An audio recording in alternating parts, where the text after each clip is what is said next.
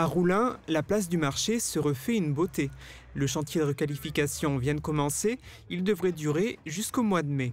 Les travaux consistent en une rénovation complète de la place pour la rendre plus attrayante. Le revêtement va être changé pour filtrer les eaux pluviales, une terrasse sera créée pour le restaurant, il y aura aussi une aire de jeu, de nouveaux aménagements paysagers ou un plateau pour ralentir la circulation. La surface principale doit être terminée à Noël. Le coût du chantier s'élève à plus de 750 000 € TTC. Pour l'aider à financer ces travaux, la municipalité a pu compter sur le soutien de la région Grand Est, de la Casques, du département de la Moselle, de l'agence de l'eau Rameuse et de l'État. He asked his wife to make a US flag to make a gift. Ces descendantes du vétéran John Green, né en 1922 et mort en 1990, sont revenus sur les pas de leur père et grand-père avec beaucoup d'émotion. Il a libéré Beach avec la 100e division d'infanterie et a gardé en souvenir un drapeau nazi piétiné par les Français. Ses filles ont gardé le drapeau pendant plus de 30 ans avant de l'envoyer à l'espace mémoire. Les 3 femmes ont fait le déplacement le week-end dernier pour offrir en main propre à l'espace mémoire la veste de l'armée de leur père et grand-père. L'inspiration pour venir ici a été de découvrir qu'il y avait un musée dédié à la 100e division, encore plus que découvrir la ville de Beach. Je ne sais pas si je serais venue si ce n'était pas pour le fait d'apprendre quelque chose en venant ici. Et ensuite, Pamela a eu l'idée de ramener la veste également, parce que nous voulons qu'elle soit dans un endroit où mon père serait fier d'avoir ses objets.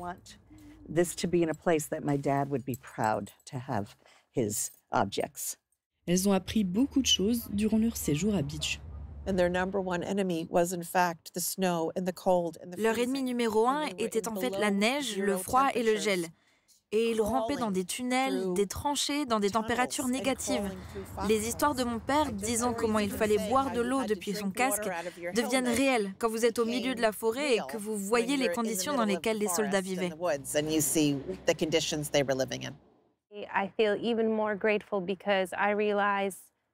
Je suis encore plus reconnaissante parce que je réalise que je ne connaissais pas vraiment les histoires. Nous n'avons pas grandi en parlant de ces histoires personnelles et donc Michel Klein nous les a appris depuis la perspective des personnes qui ont partagé des histoires, comme ma mère l'a fait de mon grand-père. Et maintenant, j'ai vraiment l'impression que je peux aussi les partager avec mes enfants.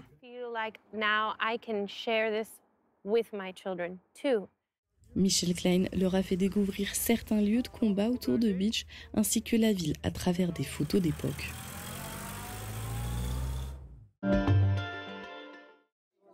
À la découverte des fruits, ce mardi avait lieu un atelier culinaire original à l'UFA Michel Roth. Une 50aine d'enfants scolarisés en primaire à l'école de la Blisse ont participé à la dégustation de 17 fruits différents. Cet atelier devait répondre à plusieurs objectifs. Cette opération a pour but de faire découvrir à des primaires, en l'occurrence l'école franco-allemande de Sarreguemines, de leur faire découvrir le monde de l'apprentissage et le monde de l'apprenti cuisinier, de l'apprenti en salle. Alors on a fait un buffet de fruits, on a mis les fruits en entier dessus. Et on les a aussi découpés en morceaux parce que souvent on n'arrive pas à découvrir, une fois que le fruit est épluché, on ne sait pas à quoi il correspond. Et le petit atelier, c'était de goûter et de voir sur la photo, sur le panier où on a mis aussi des petits supports avec des photos dessus et de retrouver le fruit correspondant. Des bouts de mangue, de pitaya rouge ou de nachi, ce n'était pas forcément facile de reconnaître tous les fruits proposés. Un autre aspect était aussi présenté avec plusieurs fruits secs comme des bananes et des raisins séchés, des produits qu'ils n'ont pas forcément l'habitude de manger. On était allé dans une école de cuisine pour voir comment c'est, pour savoir des choses. On a goûté des aliments et voilà. Je connais des fruits mais je ne savais pas leur goût. Par exemple le pamplemousse, le raisin, c'est pas la groseille. Je ne connaissais pas le fruit du dragon. À la fin, ils ont aussi eu l'opportunité de découvrir les cuisines de l'UFA Michel Roth. Qu'il vente, pleuve, fasse froid ou chaud, une maison isolée par Moder Habitat reste agréable et saine au fil des saisons. Radio Studio 1, 105.8, la radio qui pulse entre Beach et Sarreguemines. De la pop, du rock, des années 80 et une équipe qui vit la musique à fond. Radio Studio 1. Super Rohrbach vous accueille au quotidien et par tous les temps. Nos traiteurs vous servent avec le sourire au rayon charcuterie. Et pour des desserts toujours plus réussis, rendez-vous dans notre boulangerie-pâtisserie. La météo avec U, commerçant autrement. Bonjour tout le monde, le point commun entre les villages que je vous ai cités hier était le suffixe bar, qui signifie ruisseau. Et d'ailleurs, savez-vous quel ruisseau traverse la commune de Limbar? Est-ce que c'est la Bickenalb, la Schwalbe, le Schwarzbach ou la Horn? À vos commentaires sur notre page Facebook. Et côté météo pour demain, le soleil sera toujours de la partie dans un ciel plutôt découvert. Côté température, les minimales iront de 6 à 7 degrés et les maximales de 13 à 14 degrés. Demain, nous fêtons les Baudouins et il fera jour de 7h54 à 18h39. Passez tous encore une belle journée et à demain!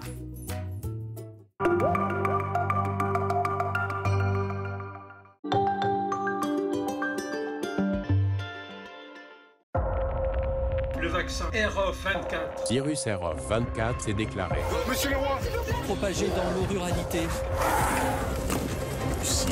Il y a eu quelques petits incidents. Ne paniquez pas. Est-il vrai qu'une deuxième vague du virus arrive pour fin octobre? Il est demandé à la population. L'enfer les a rattrapés. Le sanctuaire est prêt à vous accueillir. Réservez vos billets pour être sauvés de la deuxième vague. Pour la carrosserie, la mécanique et le diagnostic des véhicules Renault Dacia et autres marques, ainsi que pour l'achat et la pose de vos pneus, et pour le dépannage 7 jours sur 7 et 24 heures sur 24. Les garages Schwind à Sarreguemines et Rohrbach sont à votre service depuis 1971. Vous sentez cette odeur d'Alsace dans votre supermarché? C'est la saison de la choucroute dans les rayons d'Intermarché Sarreguemines et Beach. Du chou de qualité, de la poitrine fumée d'origine française et des saucisses de nos régions. En famille ou entre amis, c'est le secret d'un repas réussi. Intermarché, tous unis contre la vie chère. Le CFA BTP Moselle est à Sarreguemines, avec 7 formations accessibles en apprentissage et en formation continue dans les domaines métier du plâtre et de l'isolation, carreleur et mosaïste, peintre applicateur de revêtement, génie climatique, maçonnerie et maintenance des bâtiments. Inscription ouverte toute l'année par téléphone au 03 87 63 71 08.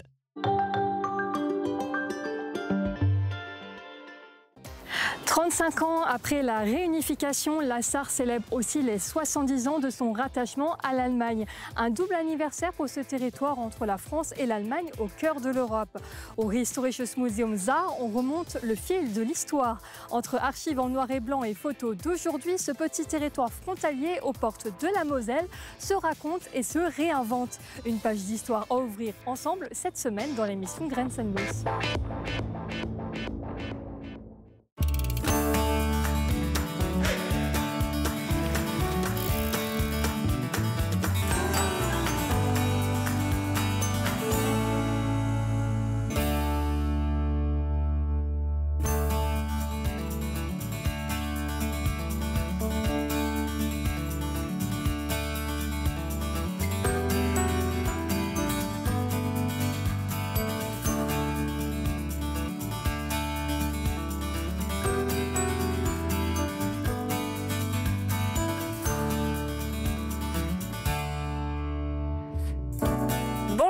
Aujourd'hui, dans Hopla, je prends un peu de hauteur pour traverser les époques à la découverte du château de Waldeck. Les vestiges de cette forteresse située sur la commune de Egelsart offrent une vue imprenable sur la vallée de l'Erbsental et sur l'étang de Hanau. Mais avant de remonter le temps, allons découvrir un autre lieu. Regardez. Chers parents, aujourd'hui j'étais de passage à Sarralbe et je me suis arrêtée au restaurant La Fleur de Sel.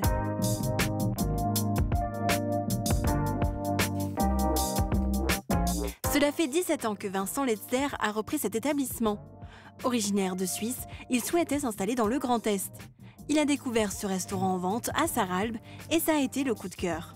On est rentré, on a vu le potentiel, on a dit on va faire à notre sauce et puis on a refait le restaurant.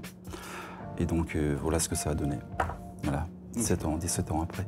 Le chef cuisinier tient à proposer des plats simples mais gourmands avec un attachement aux produits locaux. Moi, ce qui me fait plaisir, c'est de donner du plaisir aux gens, dans l'assiette, évidemment. C'est formidable, des bonnes pâtes, des bons raviolis, tout est fait maison. Donc ouais, c'est ça, c'est juste ça, la simplicité. Vincent Letzer est épaulé par sa femme Herminia, qui gère la salle de 35 couverts. L'équipe est composée de 7 personnes au total.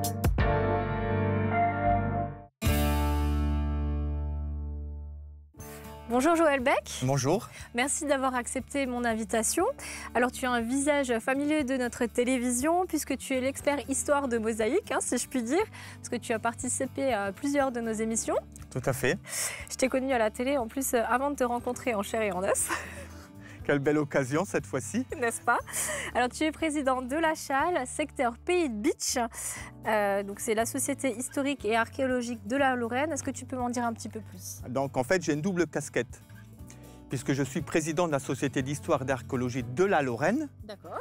Et de la section du Pays de Bitche. Ok. Et je suis aussi membre de l'Académie nationale de Metz et délégué pour l'arrondissement de Sarreguemines de la Fondation du patrimoine. J'arrête là les titres. D'accord, ok. Donc, et d'où te vient cette passion pour l'histoire et le patrimoine? Je crois que c'est l'histoire familiale au départ, l'histoire de ma famille, de mes parents. Au départ, quelques notions de généalogie qui se sont développées vers essayer de connaître la vie quotidienne de mes ancêtres. Et puis au fur et à mesure, j'ai progressé dans les connaissances de l'histoire de la Lorraine et particulièrement du territoire du Pays de Bitche. Ok. Bon, maintenant qu'on en sait un peu plus sur toi et sur ton parcours, je te propose d'aller découvrir notre portrait du jour. Regardez.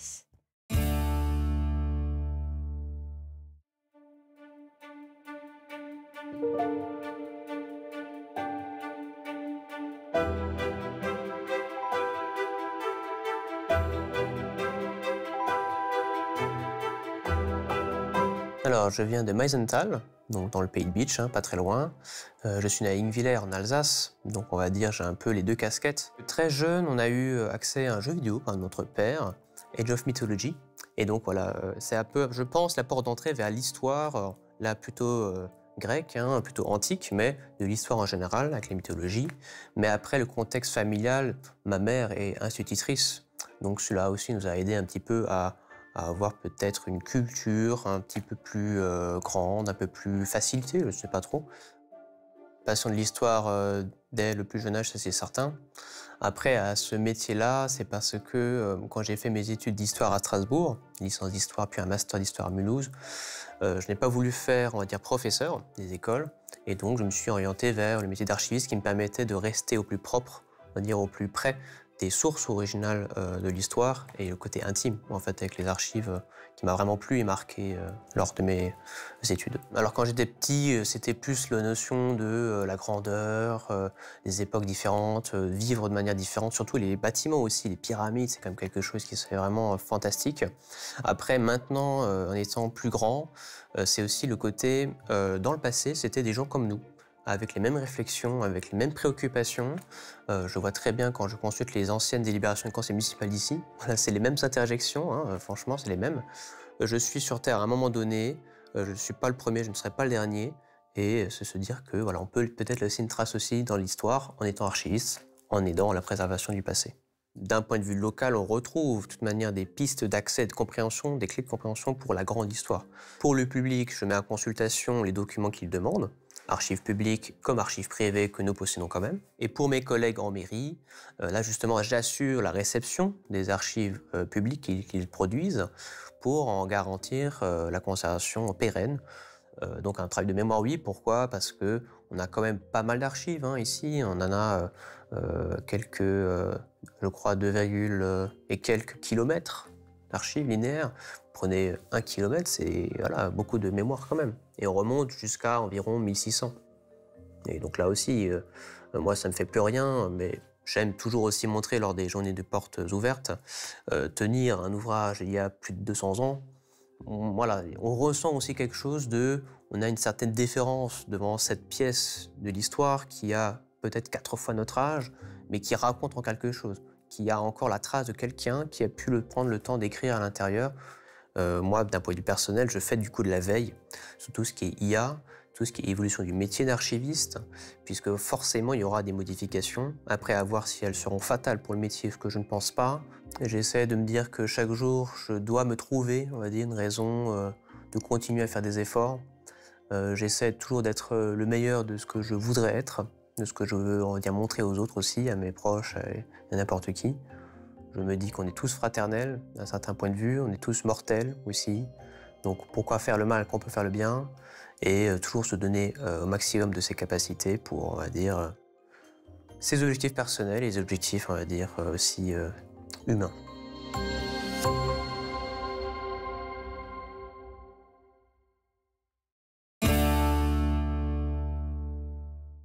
Intéressons-nous d'abord à l'emplacement de ce château. Il est situé sur les hauteurs de la vallée de l'Erbsental. Et depuis ici, on peut apercevoir l'étang de Hainaut, qui est juste derrière nous en plus. Pourquoi cet endroit est-il si stratégique?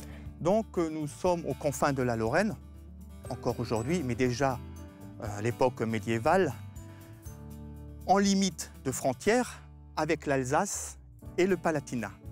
D'autre part, il y a 2 routes importantes au sud et au nord, celle reliant Buxwiller à Pirmasens et le chemin ou route reliant Bitsch à Wissembourg. Donc un choix qui s'impose, d'autant que le château de Ramstein alsacien a été élevé il y a déjà quelque temps. La présence lorraine se fait ressentir aussi par la présence du château de Bitsch, plus ancien que celui du Waldeck. Nous sommes avant 1297 en territoire lorrain, et l'église sépulcrale de Sturzelbronn où se font enterrer les ducs de Lorraine. Ok, alors tu en as parlé du château de Ramstein, du château de Bitsch. Il y a encore d'autres châteaux dans le secteur, n'est-ce pas? Effectivement, donc il y a pas loin d'ici le Rothenburg, le Helfenstein et le fameux château du Falkenstein. Donc dans un environnement très proche, mais qui se développe aussi en versant alsacien et palatinat, un ensemble de châteaux qui se font face. Tous ces châteaux pourraient sans doute faire l'objet d'un quiz et justement, on va rejoindre Sandrine tout de suite. Hop là, c'est l'heure de jouer. Je me trouve aujourd'hui sur la place du marché de Sarreguemines en compagnie de Cindy. Bonjour Cindy. Bonjour. Alors, je vais vous poser 2 petites questions qui concernent l'arrondissement du territoire. En fait, c'est des questions qui sont tirées du jeu du pays de Sarreguemines Beach. Oui. Je ne sais pas si vous y avez déjà joué. Ils sont disponibles dans les offices de touristes. Si jamais ça vous intéresse de tester votre culture générale sur le territoire, ce jeu est fait pour ça. Alors, j'ai tiré 2 petites questions. La première, ce sera une question illustrée. Donc, je vais vous montrer une photo et je vais vous poser une question qui va avec. Alors, la photo, la voici. À Sarreguemines, sur le site du Moulin de la Blise, près du musée des techniques faïencières, de quel label bénéficient ces jardins? Alors, c'est le jardin de la faïencerie, mais il a été labellisé jardin remarqué, jardin remarquable ou jardin de caractère, à votre avis? Jardin remarqué. Remarqué? Ouais. C'est remarquable. Ouais, j'ai un peu mal à le prononcer. Jardin remarquable, c'est ça. Et du coup, en fait, c'est des jardins qui ont été récompensés parce qu'ils sont exceptionnels et très très beaux à aller voir. Donc si jamais vous voulez les voir, n'hésitez pas. Et j'ai une deuxième question. D'après vous, quel est l'ingrédient phare du käsekour? Est-ce que vous savez ce qu'est le käsekour? Non. Non. Exactement. Ah mince. C'est une tarte au fromage. Et en fait, du coup, l'ingrédient phare, c'est le fromage blanc. Vous en avez jamais mangé? Si, ça fait longtemps. Il n'y a pas de souci. C'est très très bon et c'est vrai que c'est une recette qui est assez typique de notre secteur. Et du coup, voilà, la tarte au fromage, pour tous les fans, je sais qu'on se reconnaît. Et j'ai une dernière question à vous poser. Est-ce que vous vous êtes déjà promené dans l'arrondissement? Et puis, quels sont les sites ou les choses à voir que vous préférez faire sur notre secteur? Voir du monde et voir la nature et un peu de tout.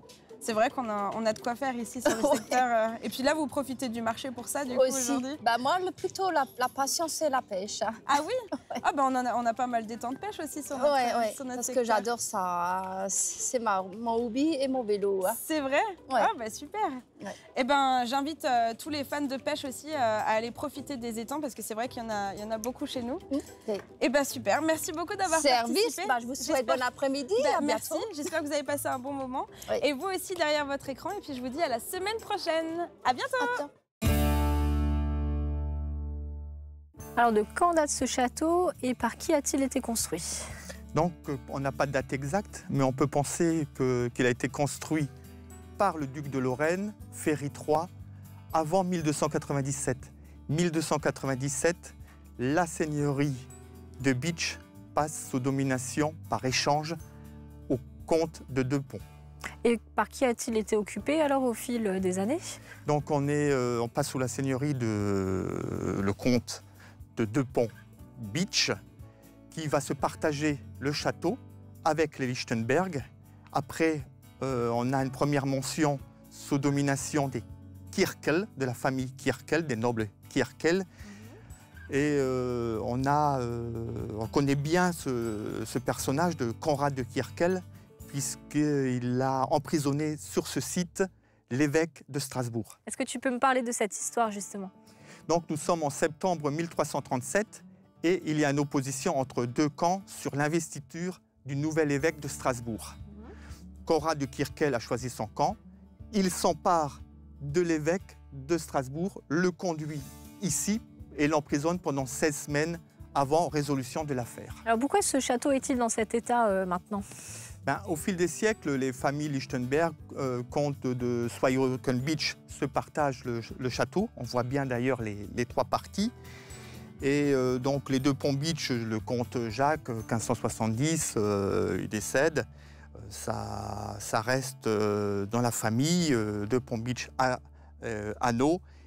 Et pendant la guerre de 30 ans, il sera complètement arasé. Et pourquoi a-t-il été rasé alors, à quel titre? Donc c'est une position défensive et pendant la guerre de 30 ans, les Français ne souhaitaient pas que ce château puisse être réutilisé, si bien qu'il soit complètement arasé. D'ailleurs, ce n'était pas le seul dans ce cas-là, mais il faut ne pas oublier qu'au XIXe siècle, et même par la suite, les pierres de grès seront utilisés par les villageois des alentours pour leur construction. Ok.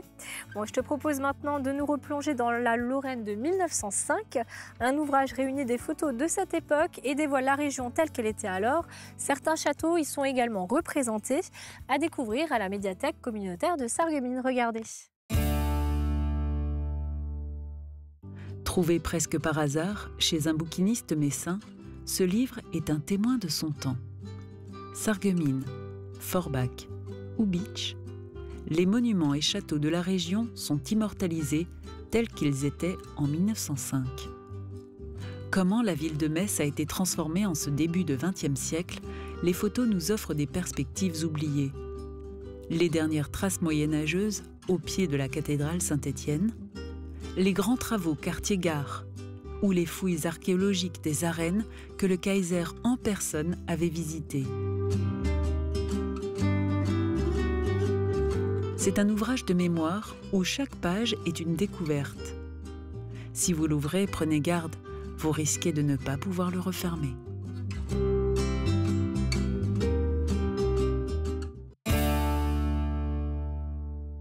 Alors malheureusement aujourd'hui, il ne nous reste plus qu'une tour de ce château du Waldeck. Est-ce que tu peux me faire une petite visite guidée? Donc, dans un premier temps, nous sommes sans doute dans une maison d'habitation ici, assez réduite, qui nous ouvre vers la porte médiévale d'entrée de la tour. On aperçoit encore les fondements d'un balconnet et cette belle fenêtre croisée d'ogives qui nous prouve ainsi que la tour était habitée. D'accord. Bon, malheureusement, maintenant, il n'y a plus d'escalier. On ne peut pas monter tout en haut de la tour. Il n'est plus possible de monter tout en haut de la tour, effectivement.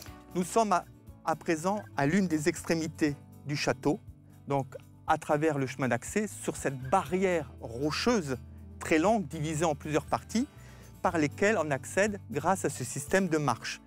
Et on ne s'imagine peut-être pas suffisamment le travail des ouvriers, des artisans, pour creuser la roche, parfois sur un demi-mètre et ensuite creuser à nouveau sur le site, comme on le voit ici, pour établir une maison d'habitation ou une autre pièce. Oui, en plus, ils n'avaient pas les mêmes outils que maintenant nous disposons. Et donc, toutes les marches aussi, elles ont été taillées directement dans la roche. Effectivement, avant même d'accéder à l'étage supérieur du château, il y a déjà des pièces.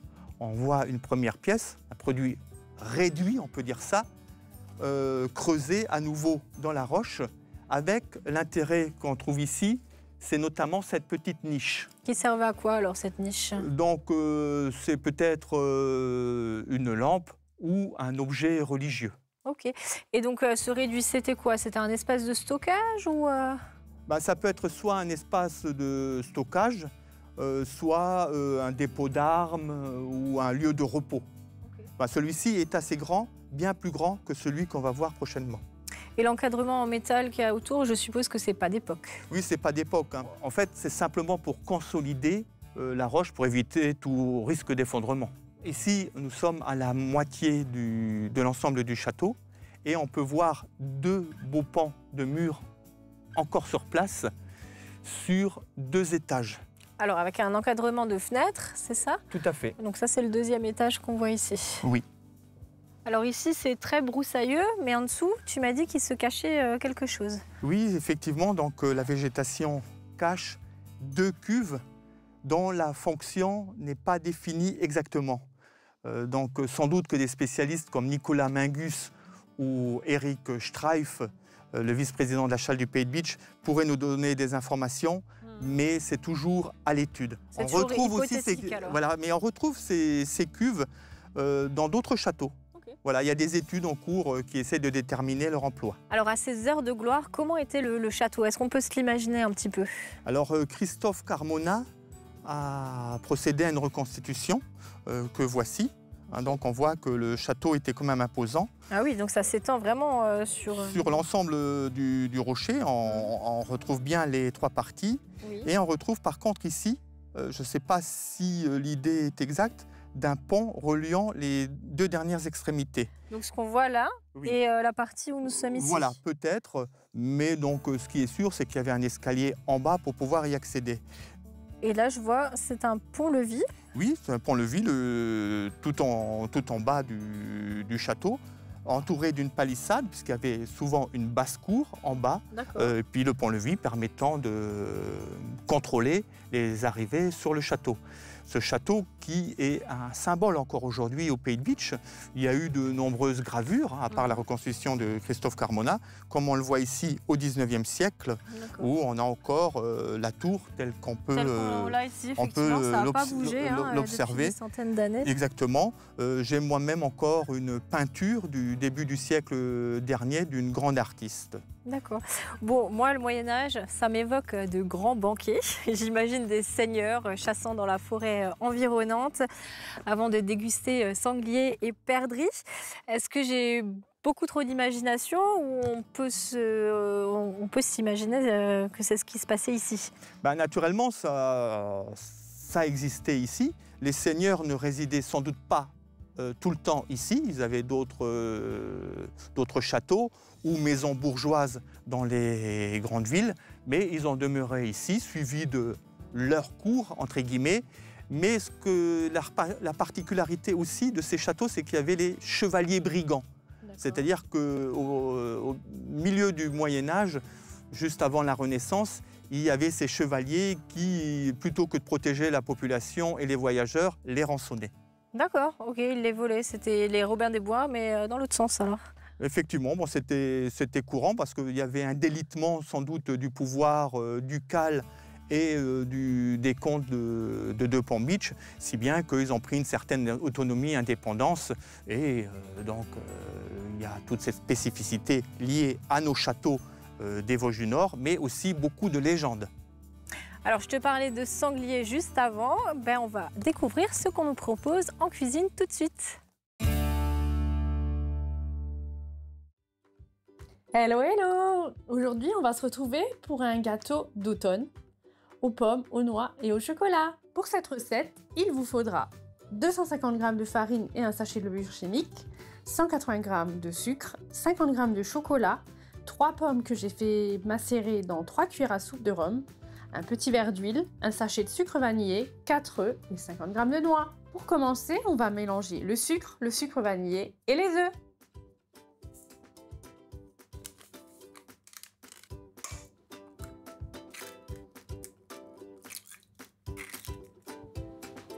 C'est parti!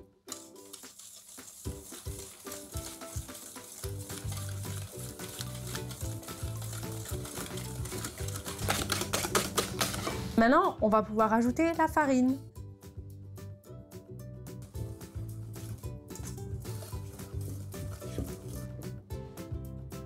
En 2 fois, c'est plus simple.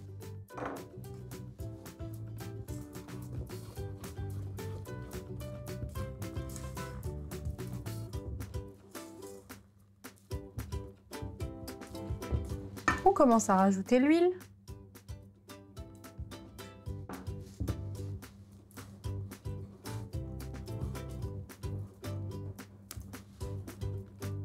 J'ai versé toute l'huile dedans et on mélange.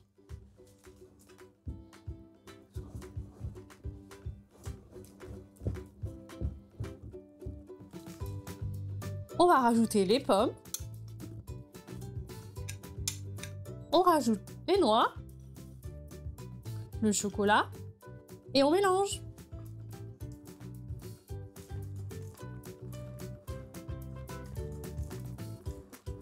On va pouvoir mettre la pâte dans le moule. Alors n'oubliez pas, chez vous à la maison, de le beurrer et de le fariner si vous n'avez pas un moule en flexipan comme moi. C'est parti!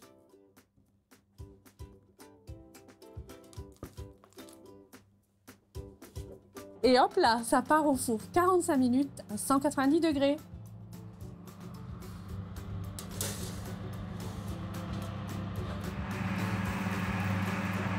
Bon bah voilà, je crois que mon goûter, il est prêt. Puis je vais me faire un petit cappuccino et aller regarder un film de Noël.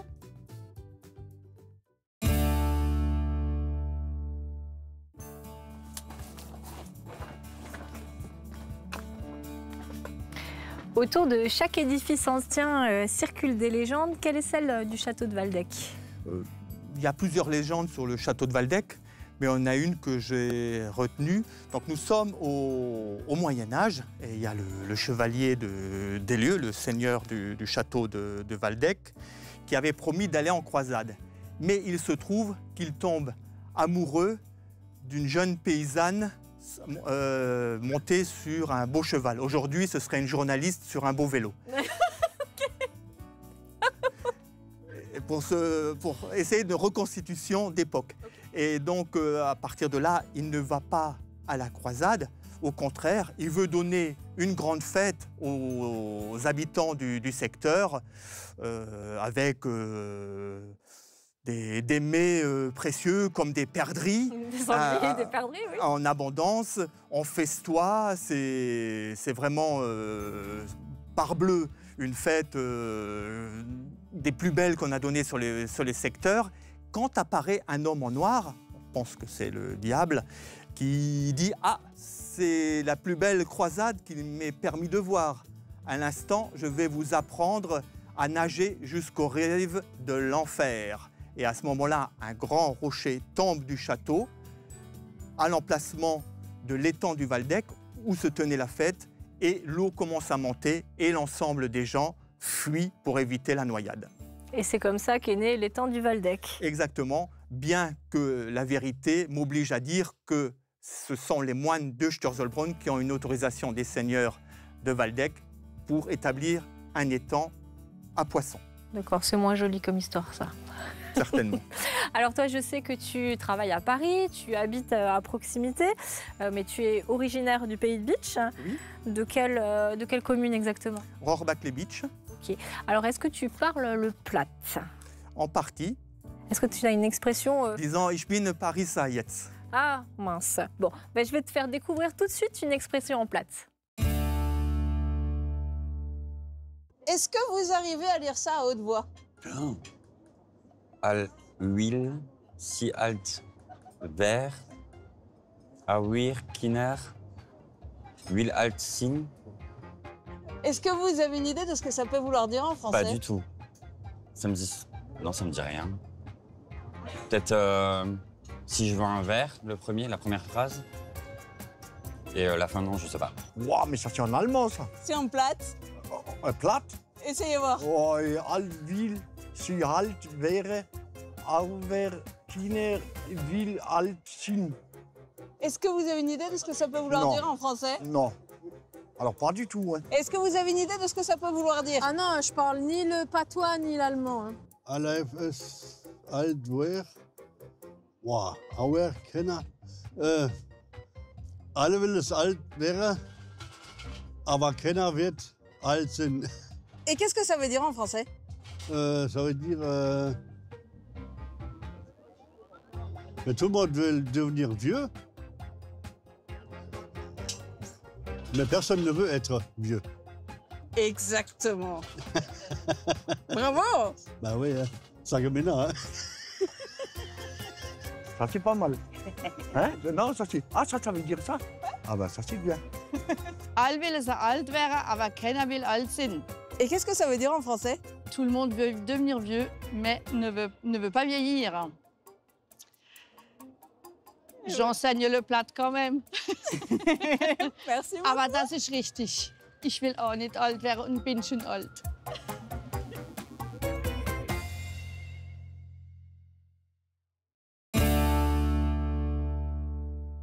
J'ai lu que le château avait fait l'objet d'une restauration en 1900 par le club vosgien, ça remonte déjà.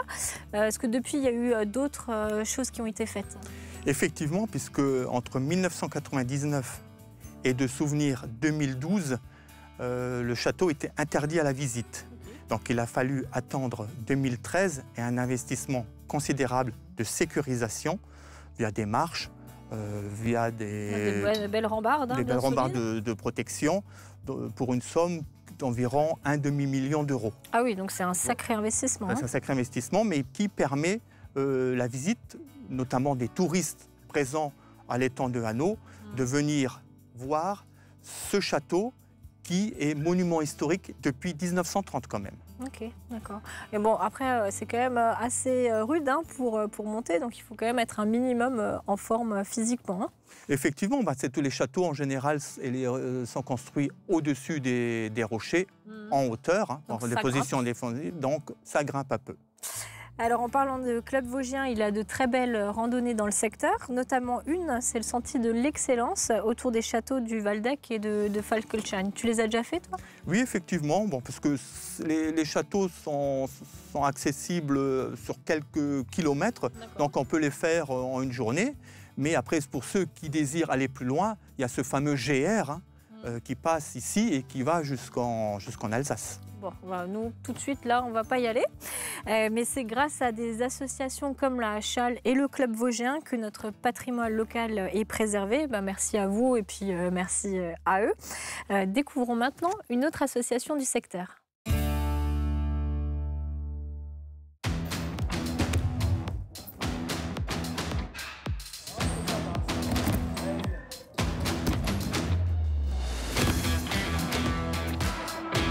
C'est un des plus vieux clubs sarregueminois et un des plus vieux clubs de lutte en France.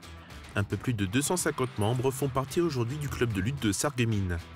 L'entraînement se déroule tous les soirs, un sport de combat accessible à tous.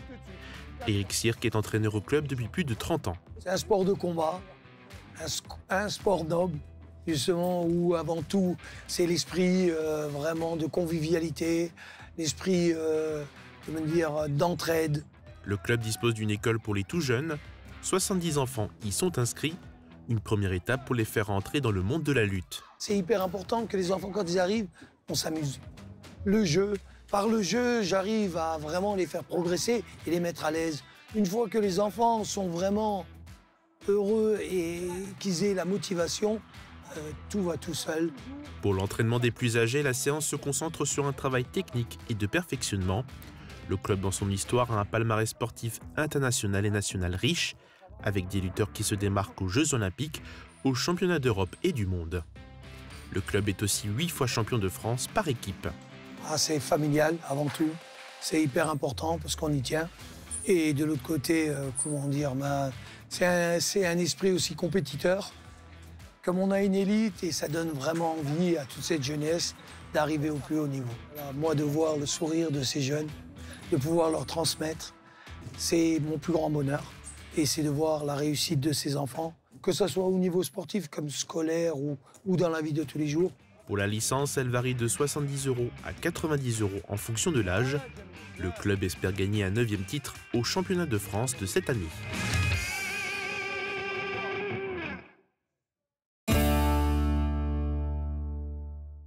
Alors on arrive déjà malheureusement au terme de notre visite. Merci Joël d'avoir été mon guide. On le rappelle juste, on est sur la commune d'Egelsart. Effectivement. Je vais te laisser le mot de la fin. Ben, avec plaisir, puisque donc, on a visité, comme je l'ai dit précédemment, le château de Waldeck, un symbole. Nos châteaux, il faut les préserver, mais aussi les entretenir. Et en plus, conserver notre patrimoine, mais aussi vernaculaire, notre petit patrimoine. C'est bien d'avoir des sites touristiques à visiter, c'est indispensable, mais il ne faut pas oublier notre patrimoine des villages. Et avec toi, on ne risque pas de l'oublier. Et je pense même qu'on va se retrouver dans une prochaine émission. À bientôt. À bientôt. De mon côté, je vous dis à la semaine prochaine pour de nouvelles aventures. Et hop là!